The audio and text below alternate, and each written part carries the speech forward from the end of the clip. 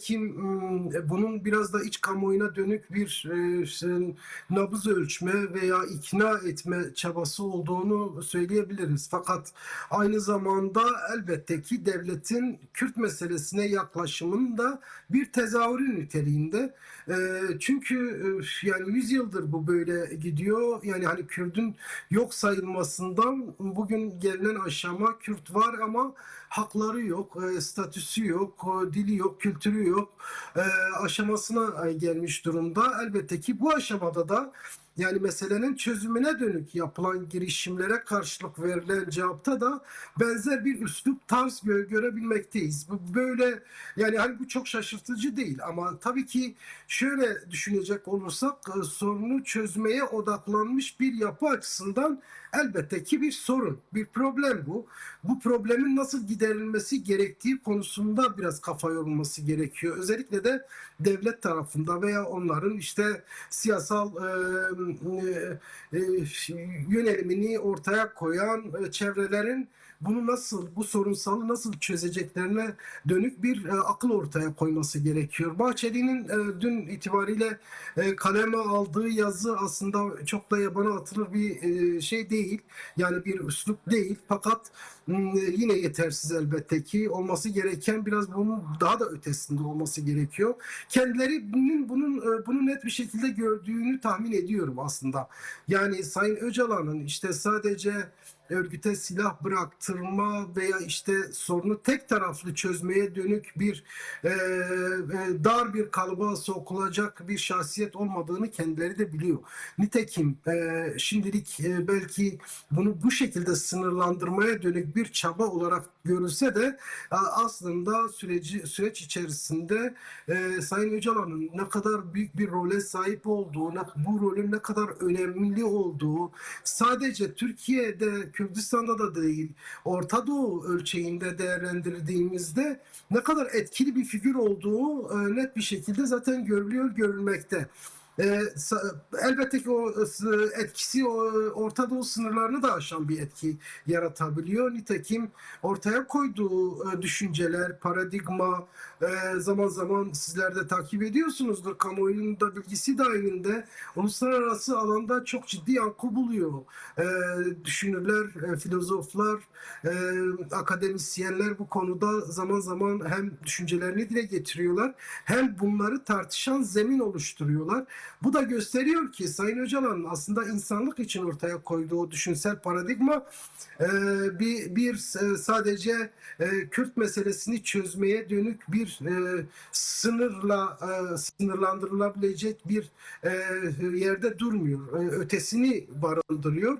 Bu görülüyor kanımca. Bu görüldüğü için de biraz bundan çekinme hali de söz konusu. Bu Elbette ki bunun yarattığı etkiler olarak da dile getirebiliriz bunu.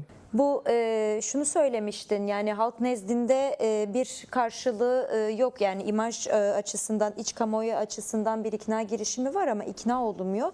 Nitekim Kürdistan Hakları da bu yönlü tepkisini hafta sonu gerçekleşen Barış için Adım At yürüyüşlerinde tekrar göstermiş oldu ve bu yürüyüşlerde yerel demokrasiden anayasal vatandaşlığa uzanan daha toplumsal, geniş kapsamlı bir statü talebi ortaya çıktı. Biz statü tartışmalarını konuşup değerlendirirken Kürtlerin temel varlığı ve anayasal varlığının kabul edilmesi de en önemli taleplerden bir tanesiyken şöyle bir ortaklık, şöyle bir diyalektik üzerinden değerlendirebilir misin? Yani Kürt halkının statüsü ve Kürt halk önderi Abdullah Öcalan'ın statüsü nerede ortaklaşıyor ve eşgüdümlü talep ediliyor diye bunu nereden bağlayabiliriz? Neden önemlidir? Nasıl yorumlarsın? Elbette ki sonuç itibariyle 50 yıllık bir mücadele geçmişiyle işte hem Kürdistan hem Türkiye hem Orta Doğu'ya damgasını vuran bir örgütsel yapının lideri konumunda olan Kürtlerin önder olarak gördüğü bir şahsiyetin hem özgürlüğü hem statüsünün direkt halkı ilgilendirdiği çok açık bir gerçek. Durum böyleyken bunun çok böyle sağa sola çekmenin de bir manası yok. Sayın Öcalan'ın statüsü, özgürlüğü birçok açıdan önemli ve birçok şeyin de üzerinde aslında.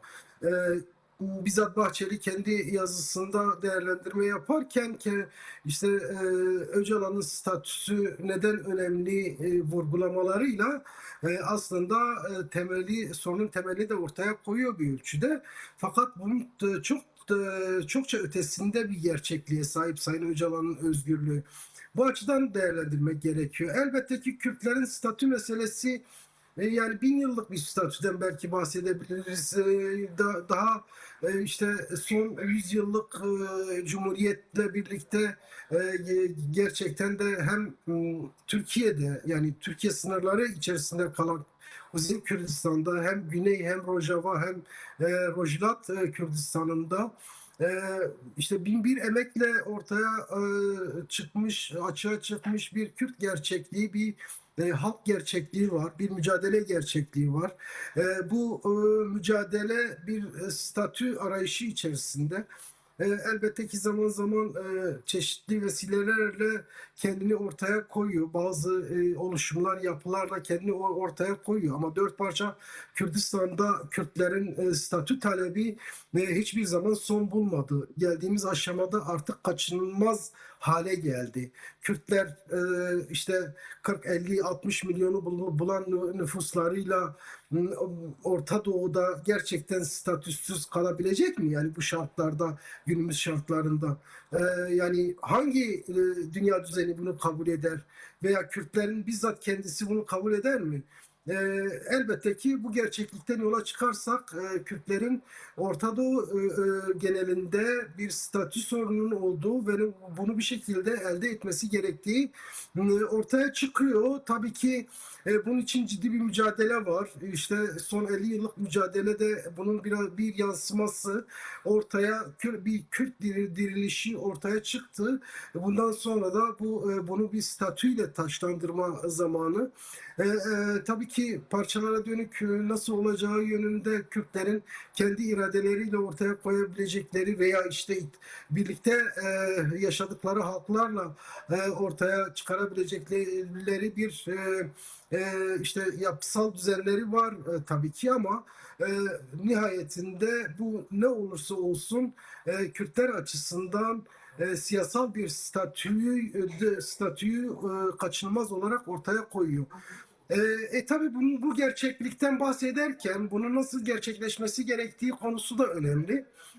Elbette ki burada verilen mücadele bir şekilde kendini biraz daha görünür kılıyor.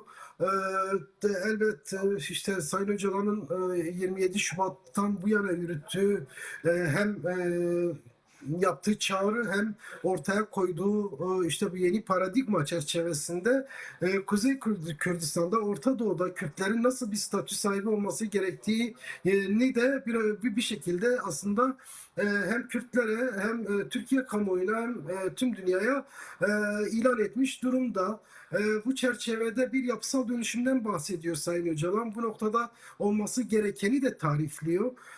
Tabii ki bu ne kadar gerçekleşti, nasıl oldu, bu yönlü bir tartışmada yürüyor. Bunun neden biraz daha yavaş ilerlediği, bu yapısal dönüşümün neden işte gerçekleşmediği konusu da belki bir başka tartışma konusu ama elbette ki bu da bir mücadelenin bir parçası.